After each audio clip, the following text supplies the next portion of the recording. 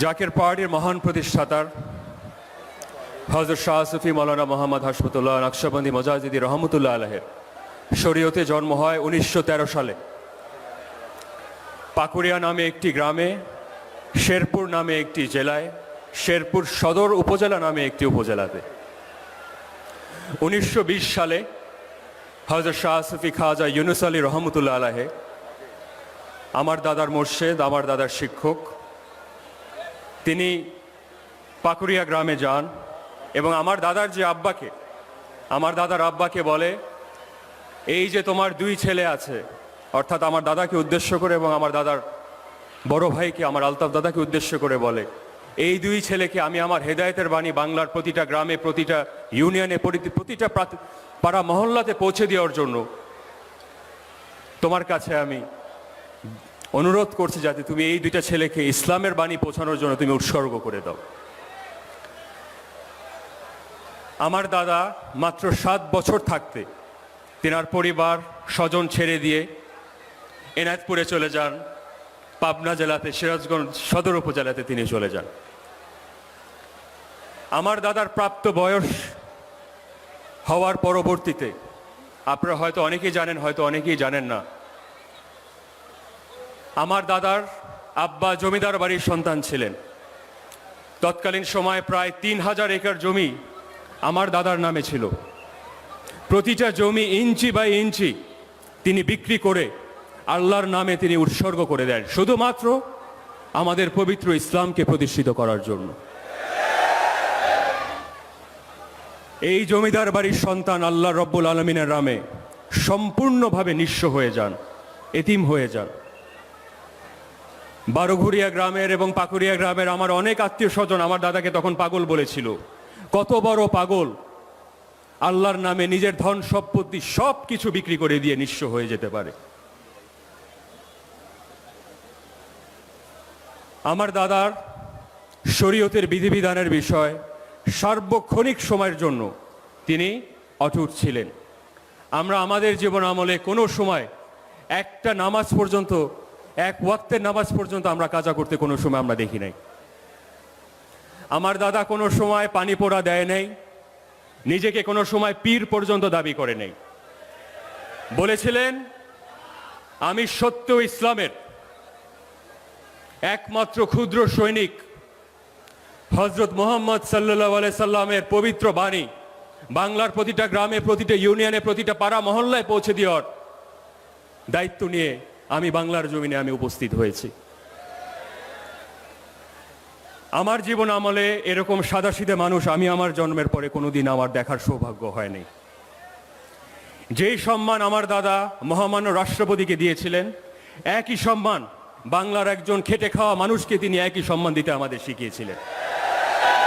আমার দাদা আমাদের বলতেন যে বিনয়ের ভিতরেই জয়, ভয়ের মধ্যে নয়। এবং উনি নসিহত করতেন যে ফলমান বৃক্ষেই মাথা নত করে রাখে, যেই বৃক্ষে ফল নাই সেই বৃক্ষই মাথা উঁচা করে রাখে। তো তাই আমার প্রাণপ্রিয় ভাই ও বোনেরা, আপনারা মনে রাখবেন, বিনয় আমাদের শক্তি। একজন বিশিষ্ট জেনারেল আমার দাদার কাছে যায় আজ থেকে আরো 40 বছর আগে। জেনারেল সাহেব আমার দাদার কাছে যেয়ে বলে যে, হুজুর, আপনি আপনার জীবনের প্রায় 48টি বছর 4 দেওয়ালের ভিতরে সীমাবদ্ধ হয়ে আপনার জীবনটাকে উৎসর্গ করে দিয়েছেন, কি করে সম্ভব?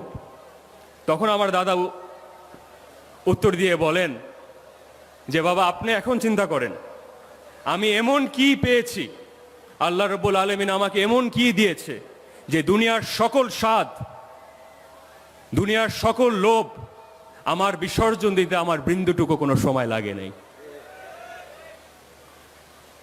তিনার জীবনের 88টি বছর তিনি আল্লাহর সাধনায়, ইসলামকে প্রচার প্রসারের জন্য তিনি উৎসর্গ করে দেন।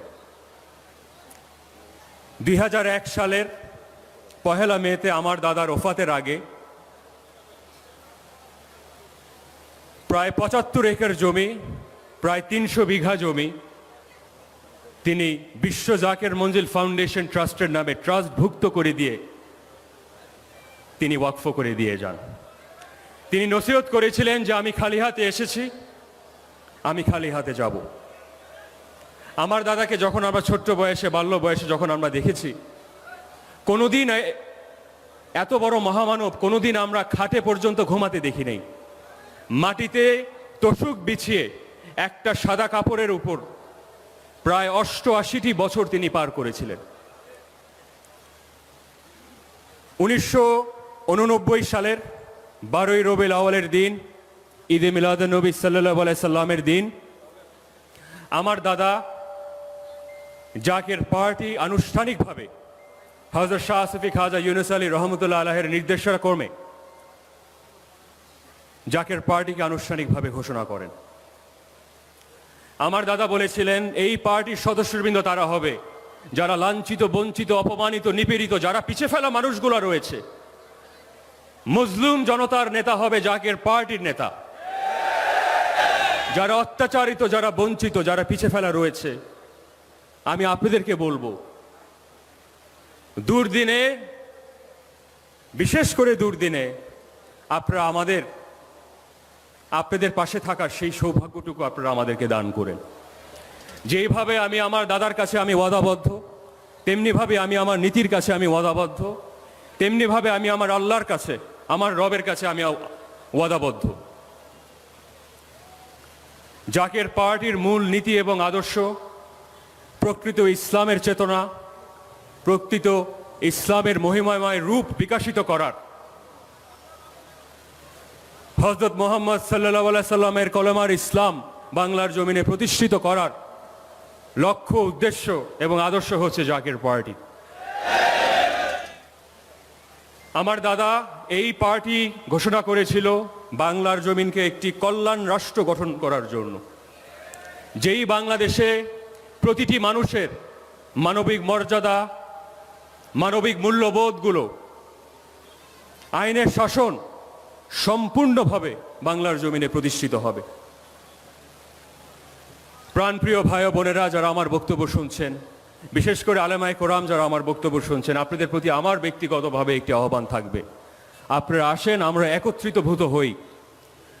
মুসলিম উম্মার অধিকার যদি অর্জন করতে হয়, মনে রাখবেন বিভক্তভাবে আমরা কোনোদিন করতে পারবো না।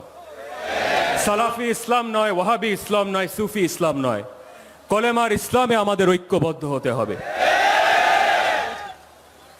এই জমিনে যারা ইসলাম প্রচার, প্রসার এবং প্রতিষ্ঠিত করেছে, আমি তাদের বর্ণনা আপনাদের সামনে আমি তুলে ধরতে চাই।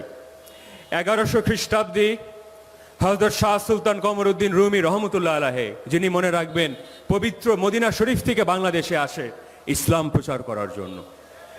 1200 খ্রিস্টাব্দে হযরত শাহজালাল রহমতুল্লাহ আলাইহি, যার নামে আজকে আমাদের আন্তর্জাতিক বিমানবন্দর।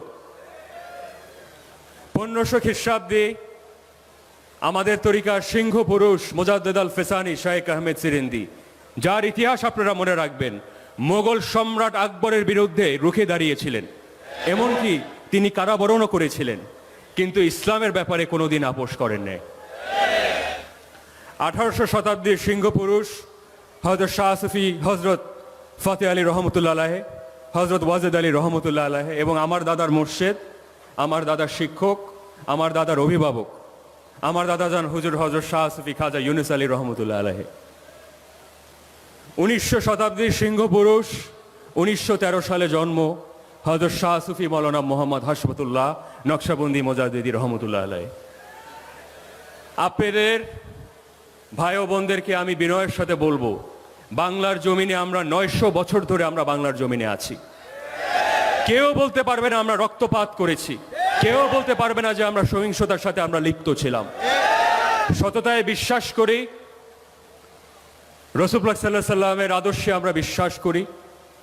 এই আদর্শই আমাদের নীতি, এই আদর্শের ভিত্তিতে আমরা একটি সোনার বাংলা আমরা গড়তে চাই।